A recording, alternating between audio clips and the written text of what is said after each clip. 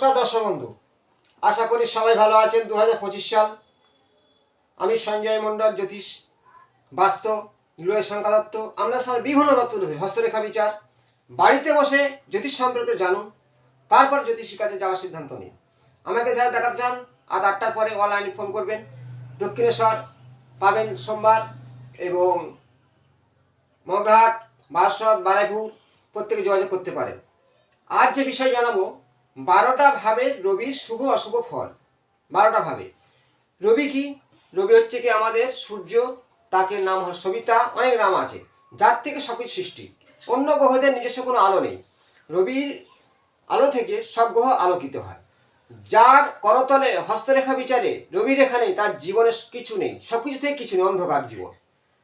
হরস্কোপের মধ্যে কোনো রবি আপনার কতটা, রবি যদি নিচস্থ হয়, রবি যদি খারাপ হয়, ঠান্ডা লাগা, জ্বর, সর্দি, কাশি, রোগ শোক, ব্যাধি তাকে ঘিরে ধরে থাকে। যার রবি খারাপ, শারীরিক দুর্বলতা, রোগ কিছুতেই সারে না। তার জন্যে রবি আপনার কোনভাবে বসে আছে ভালোভাবে দেখে নিন।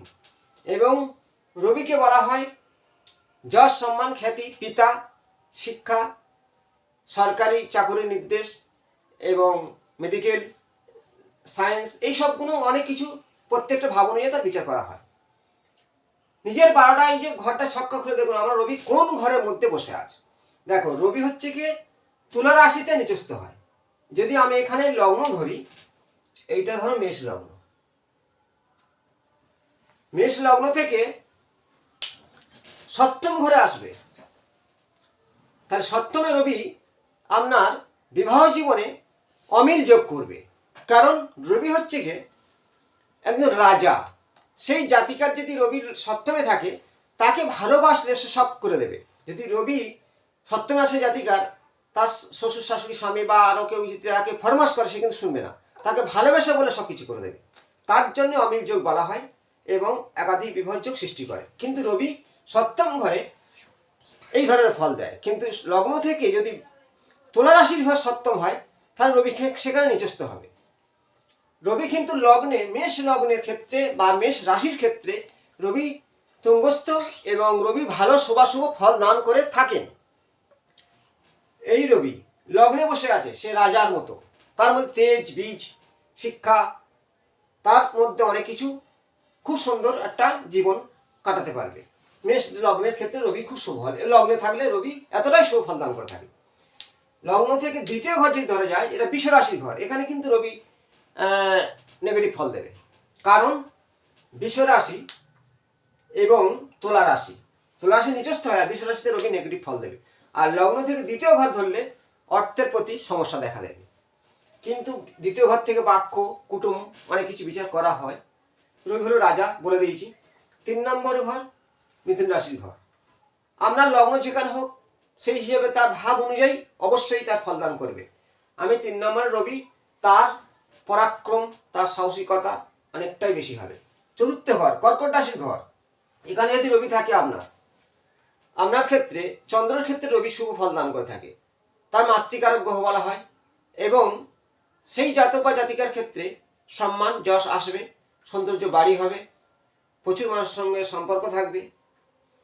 5ম ঘর নিজের ঘর রবি আছে, 5ম ঘরে রবি আপনার জীবনে শিক্ষা, উচ্চ র্যাঙ্কের প্রতিষ্ঠা করা, মানে নিজের স্বক্ষেত্র, নিজের ক্ষেত্রে বসে আছে। বুঝতে হবে রবি আপনার ভালো ফল দেবে। কিন্তু রবির ডিগ্রি হলো 8, 10, 12, এর উপরে গেলে নেগেটিভ ফল দেবে। 6ষ্ঠ ঘরে রবি, 6ষ্ঠ ঘরে রবি কন্যা রাশির ঘর, এখানে কিছুটা শারীরিক সমস্যা হতে পারে। আর সপ্তমের কথা বললাম যে অমিল বিবাহ যোগ করে। তুলা রাশির ক্ষেত্রে রবি নিচস্থ হয়। এবং 8ম ঘরে রবি ভালো ফল দেবে, কারণ এটা হলো মঙ্গলের ঘর। আমি বলেছি মঙ্গলের ঘর, ধনুর ঘর, যথেষ্ট ভালো ফল দান করবে। কিন্তু এখানে একটা নেগেটিভ দেবে কি, 8ম ঘর তো মারক ঘর বলা হয়, সেই হিসাবে আপনার অনেকটা চোখের সমস্যা, হার্টের সমস্যা আসতেই পারে, ঠান্ডা লাগা, এই ধরনের সমস্যাগুলো আপনার ক্ষেত্রে দেখা দেবে, বা সম্মানের কিছু হানি হতে পারে। এই 9 নম্বর ঘর ধনু রাশির ঘর, এখানে রবি কিন্তু মানে তার জীবনের যশের ভান্ডার, জ্ঞানের ভান্ডার, কেন বৃহস্পতির ঘর, এখানে জ্ঞান, যশ, শিক্ষা তার মধ্যে ভরপুরটা হবে।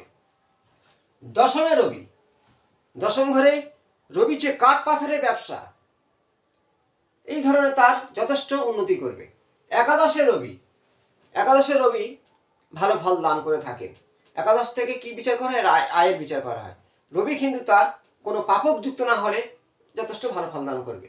দ্বাদশে রবি কিন্তু নেগেটিভ ফল দান করে থাকে।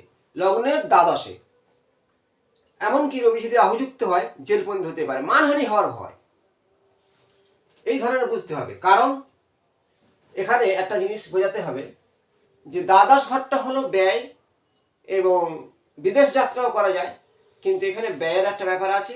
আর রবি যদি পাপক যুক্ত হয়, পাপক যুক্ত বলতে কি? রবির সাথে রাহু যুক্ত, রবির সাথে কেতু যুক্ত, রবির সাথে শনি যুক্ত, এই ধরনের হলে, বা রবির সাথে শুক্র যুক্ত, দারিদ্রতার একটা প্রভাব ফেলবে খুব কাছাকাছি 3 থেকে 4 ডিগ্রির মধ্যে।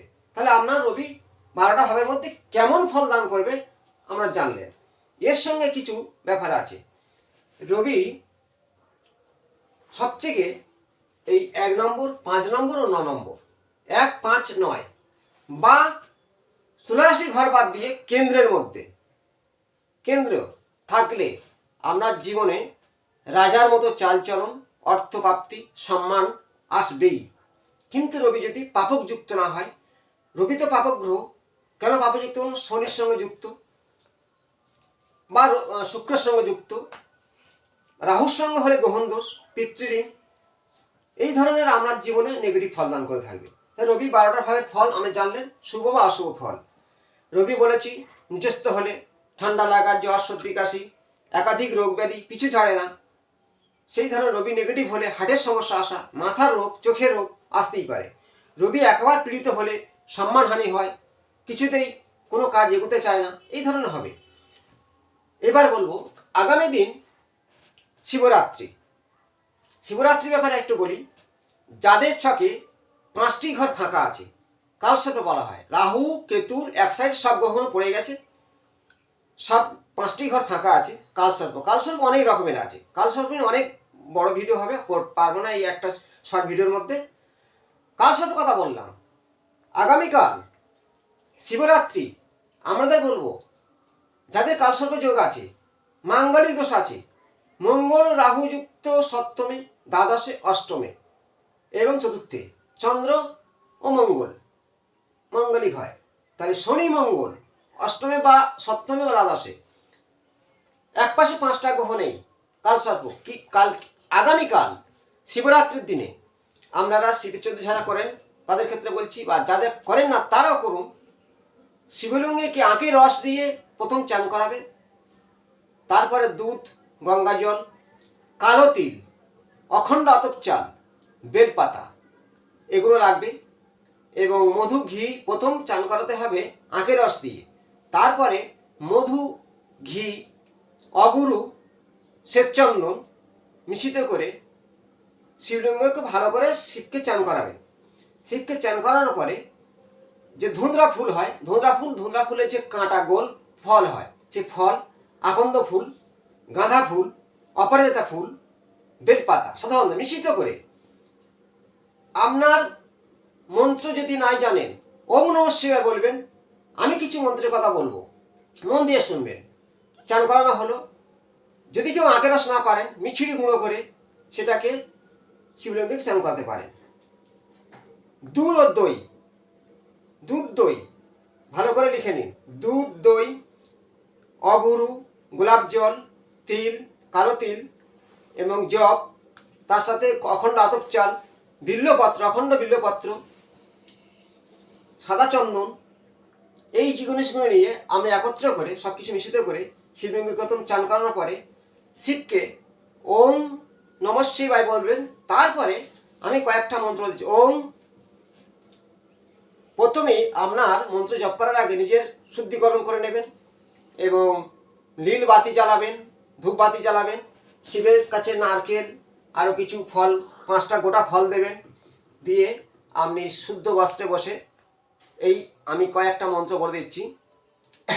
আপনার জানা আছে, এখনকার দিনে সবাই মন্ত্র সম্পর্কে জানে, ইউটিউবে সার্চ করলে পাবেন। শিবের গায়ত্রী মন্ত্র আছে, জপ করবেন লাস্ট বা ফার্স্ট। গায়ত্রী মন্ত্র একান্তই জপ করবেন এবং ওম বটুকায় নমঃ, ওম বটুকায় নমঃ, ওম ঝুটিকায় নমঃ, ওং গঙ্গাধরায় নমঃ, ওং আশুতোষায় নমঃ, ওং পরমেশ্বরায় নমঃ, ওং নমঃ শিবায় নমঃ। ফের বলে দিচ্ছি পিট করে, ওং নমঃ শিবায়, ওং গঙ্গাধরায় নমঃ, ওং আশুতোষায় নমঃ, ওং পরমেশ্বরায় নমঃ, ওং ঝুটিকায় নমঃ, ওং গুটুকায় নমঃ। এই যে মন্ত্র বললাম আপনারা ভালো করে লিখে নিয়ে জপ করে শিবকে আরাধনা করুন। কালসর্প দোষ, মাঙ্গলিক দোষ, আপনার যত রকমের দোষ আছে স্টোনের থেকে বেশি কাজ করবে। শিবরাত্রি মহাযোগ করুন, প্রত্যেকে শেয়ার করে দিন, অপর ব্যক্তি এটাকে একটু দেখে করুন। প্রত্যেকে ভালো থাকবেন। নমস্কার।